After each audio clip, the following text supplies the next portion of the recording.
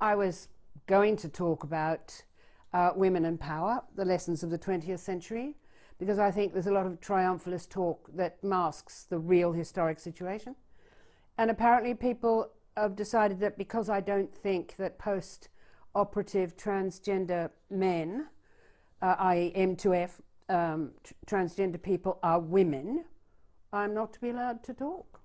But surely if a man who feels that he actually would like gender reassignment to make him, her, feel more comfortable in her body, then that's what should be done. They should be allowed to do that. I'm not saying that people should not be allowed to go through that procedure. What I'm saying is it doesn't make them a woman. It happens to be an opinion. It's not a prohibition. Carry on, if that's what you think it is you want to do. I've been accused of inciting violence against transsexual people. That's absolute nonsense. But do you feel that the transgender community has too big a voice now? It seems to me you're saying that they're becoming what feminists were often called strident. Yes, but they very seldom were strident, alas. I think that a great many women don't think that post-operative or even non-post-operative transsexual M2F transsexual people look like, sound like, or behave like women. But they daren't say so. But just because they daren't say so doesn't mean that that person can't feel like that and feels more comfortable with themselves. Yeah, but so what? That's not my issue. I don't even talk about it. Not everybody does feel comfortable, by the way, post-operatively. There's been a couple of cases I found very interesting where the actual acceptor of the procedure has felt that it's been a disaster. But for those who do not feel it's been a disaster and feel more comfortable, then do you understand how they might feel that you have been hurtful towards them? People are hurtful to me all the time. Try being an old woman. I mean, for goodness sake. People get hurt all the time. I'm not about to walk on eggshells. So you believe in free speech, really, no matter what? Well, not quite no matter what. You don't have to say everything that's in your mind. You do use tact in the usual way. I would, for example, with someone who wished to be known as female, use female speech forms as a courtesy. Now, though, people who are intersex are feeling a little more confident about coming forward and a level of acceptance. But for example, a woman who outwardly has female genitalia but inside has testes and doesn't wish to have them, rather than accepting that she has them, she should be allowed, shouldn't she, and offered the chance to remove these inner testes. We remove undescended testicles from men because they're dangerous. I'm sure they wouldn't be allowed to just lurk because that would be, I think that would be a problem. I mean, physically a problem. But then it's also a problem if what you have to do after gender reassignment is use steroids every day of your life. That's not a happy outcome either.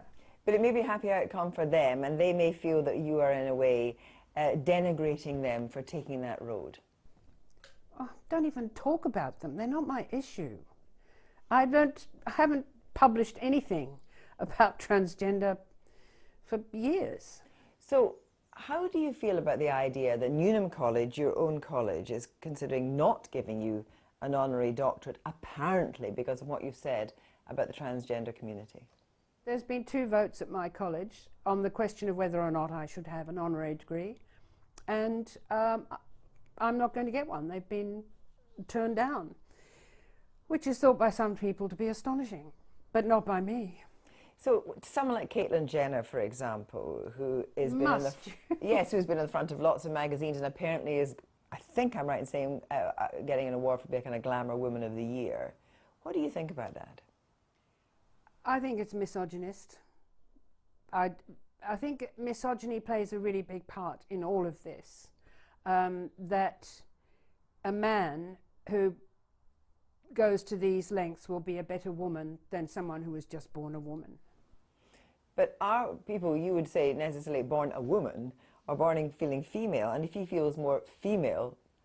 It seems to me that that what was going on there is that she wanted the limelight that the other female members of the family were enjoying and has conquered it just like that. Will Young apparently has a new video out, I don't think you've seen it, in which a transgender person is going down the road and is abused. Reasonable position? Am I mistaken in thinking that this individual is naked and running down the street with just a hand over her genitals? You try running with your sagging breasts down the middle of the fucking street and see what people will throw a blanket over you and grab you and call the police. For fuck's sake. It is simply not true that intersexual people suffer in a way that other people don't suffer. Would you ever consider saying something more ameliorating? No. I'm getting fed up with this, you know. I've had things thrown at me. I've been accused of things I have never done or said.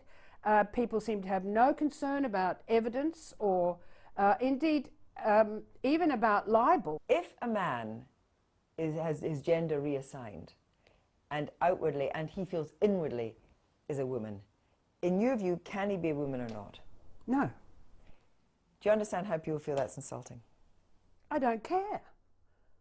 People get insulted all the time. Australians get insulted every day of the week. Finally, if your safety is guaranteed, will you go to Cardiff? I'm getting a bit old for all this. I'm 76. I don't want to go down there and be screamed at and have things thrown at me. Bugger it. It's not that interesting or rewarding. Germaine Greer, thank you very much indeed.